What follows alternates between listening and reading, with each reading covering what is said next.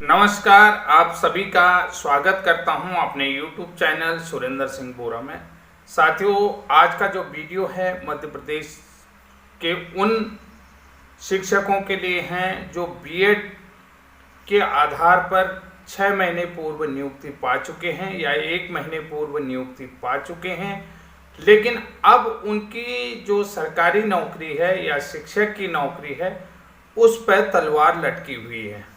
तो आज की शुरुआत करते हैं कि पहली बात तो ये बता देता हूं कि जो लोग आपसे आपकी नौकरी छीनना चाहते हैं वो आपकी नौकरी को किसी भी प्रकार से नहीं छीन पाएंगे। ये संविधान के भी खिलाफ जाएगा और ह्यूमन राइट का भी वायलेंस होगा, मानवाधिकारों का भी वायलेंस होगा। तो ऐसा कोई भी कानून नहीं है जिसमें बिना गलती के आपकी नौकरी चले जाए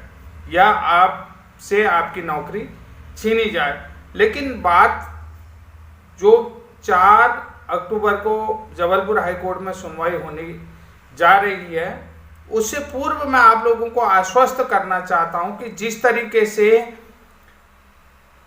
डिप्लोमा होल्डर्स या डीएड जो याचिकाधारी अभ्यर्थी हैं कि कह रहे हैं कि इनको नौकरी से निकाल कर ही दम लेंगे, तो थोड़ा सा मेरी बात पर ध्यान दें कि आपकी नौकरी किस तरीके से सुरक्षित रह सकती है और रहेगी। ये थोड़ी सी बात हम कर सकते हैं क्योंकि एनसीटी का गजट 2018 का जो 11 अगस्त 2023 को माननीय सुप्रीम कोर्ट के द्वारा रद्द करने के बाद मध्य प्रदेश में 6 माह से अध्यापक के रूप में नियुक्त बीएड प्रशिक्षकों की नौकरी खतरे में चली गई। 4 अक्टूबर को जबलपुर हाईकोर्ट में सुनवाई है। आगे क्या निर्णय निकलता है, क्या कोर्ट से नौकरी बचेगी या नहीं, सबसे बड़ा सवाल है। अब जो बीएड जो शिक्षक नियुक्त हैं क्या उनकी नौकरी बचेगी या नहीं, कोर्ट में जो है कि उनकी नौकरी बचेगी या नहीं, ये बड़ा सवाल है। और जो भी डिप्लोमाधारी हैं उनसे भी निवेदन करता हूं कि साथियों, मैं किसी भी तरीके से एक तरफा बात नहीं करता हूं और आपको लगता होगा कि मैं बीएड का पक्ष लेता हूं, लेकिन मैं बीएड का पक्ष नहीं लेता हूं। मैं बिल्कुल जो बातें हो रही हैं उन बातों के आधार पर बताना चाहता हूं। निश्चित रूप से आगे बीएड प्राइमरी से बाहर होगा, लेकिन आप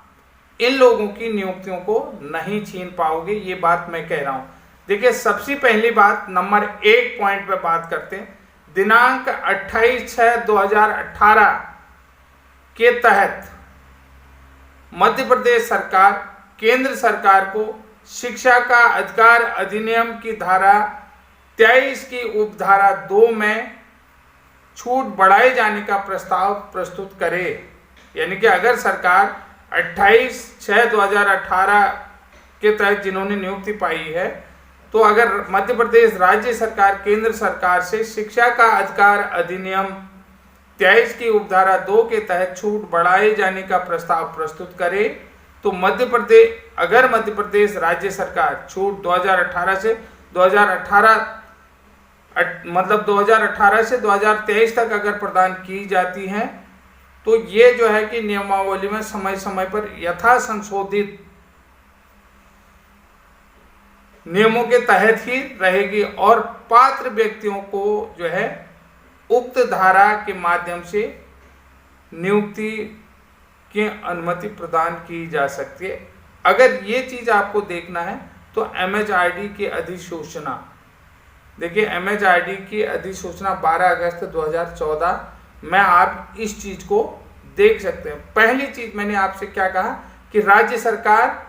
आप लोगों की नियुक्ति को लेकर के केंद्र सरकार से वो चीज बढ़ाई जाने की मांग करे। किसको? आईटी एक्ट के उपधारा 2 के तहत, यानी कि 23 की उपधारा 2 के तहत। और दूसरी बात देखिए, अब दूसरी बात बता देता हूं कि एनसीटी का गजट 2018 रद्द हुआ है। ये बात देख लीजिए, एनसीटी का गजट 2018 रद्द हुआ। आईटी अधिनियम 2009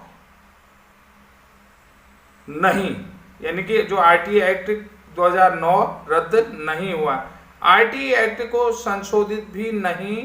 कर सकते हैं, क्योंकि आप जो है कि आरटीई एक्ट को हटा नहीं सकते हैं। जो मूल यानी कि जो आरटीई एक्ट यानी मूल अधिकार है, तो आपको बता देता हूं उसमें 2017 में अंतिम संशोधन हो चुका है। तो आरटीई के नियमों में 1 अप्रैल 2015 से लागू माना जाएगा, यानी कि जो 1 अप्रैल 15 से लागू मानेगा। अगर आप नहीं समझ रहे हैं तो सबसे पहली बात बताते हूँ, आरटीई एक्ट 2009 को आप हटा नहीं सकते, उसको मिटा नहीं सकते, क्योंकि यहाँ पर केवल एनसीटी का गजट 2018 रद्द हुआ, और जो है कि जो आरटीई एक्ट में संशोधन हुआ है, जो अंतिम संशोधन हुआ वो 2017 में हो चुका है। तो इसलिए जो है कि आरटीई का जो संशोधन भी लागू किया गया तो वो 1 अप्रैल 2015 से लागू माना जाएगा, कि यानी कि वो 1 अप्रैल 2015 से लागू है। अब देखिए,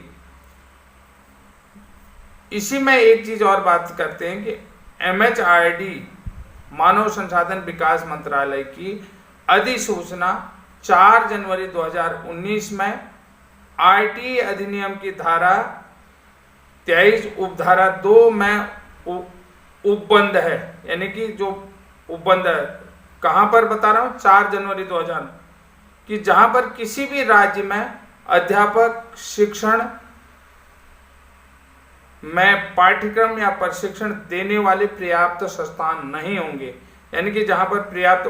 4 जनवरी 2019, 18 का गजट की बात नहीं कर रहा हूं, अब 19 की नहीं होंगे, तो वहां आरटीई अधिनियम की धारा 23 की उपधारा 1 के अधीन न्यूनतम अर्हता रखने वाले अध्यापक प्राप्त संख्या में नहीं होंगे, यानी कि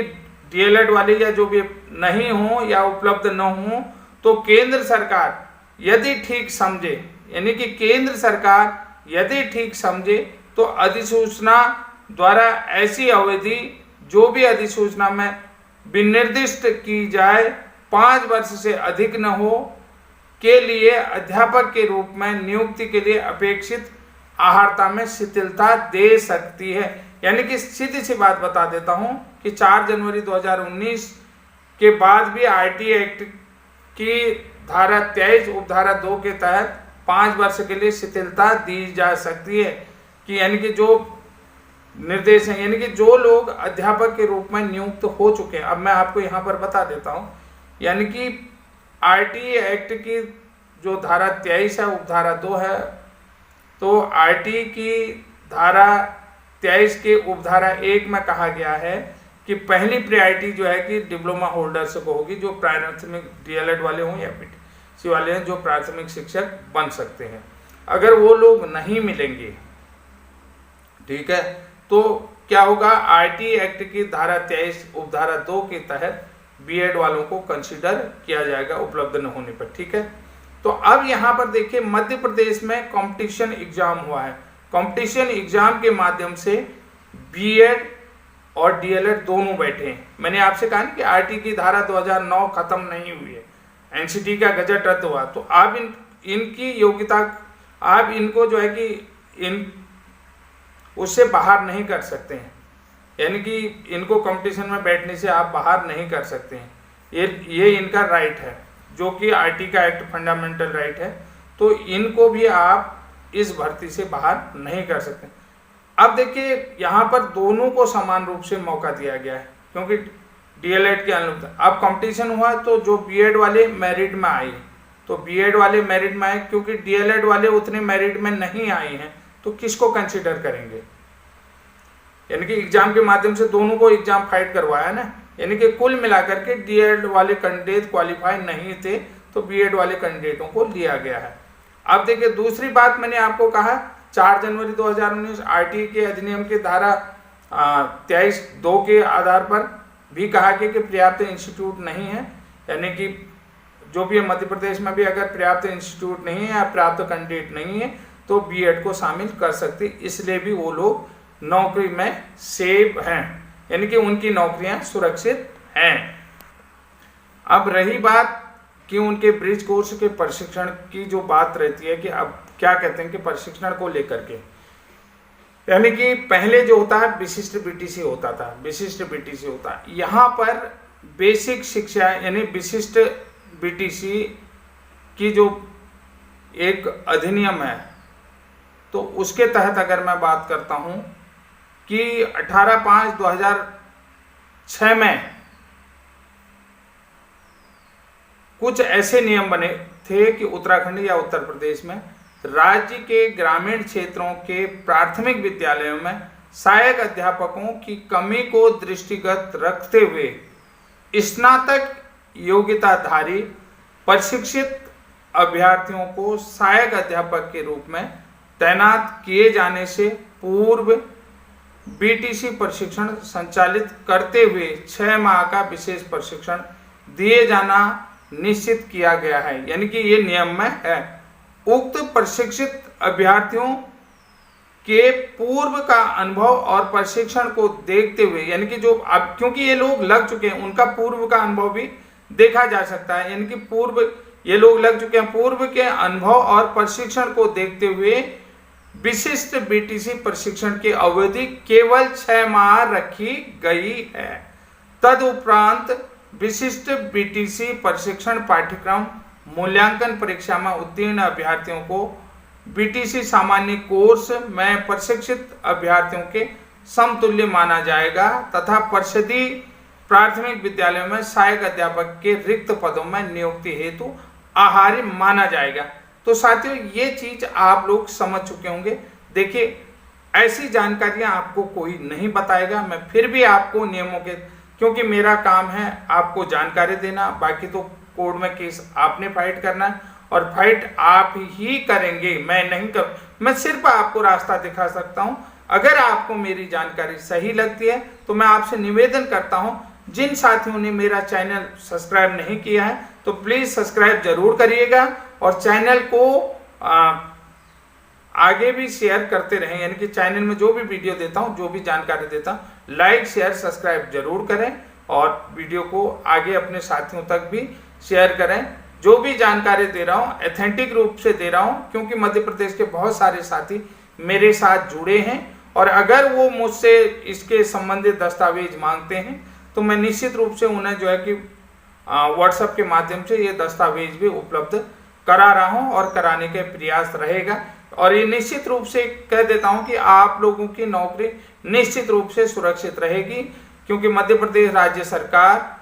जो है कि छूट की अवधि या जो है कि प्रस्ताव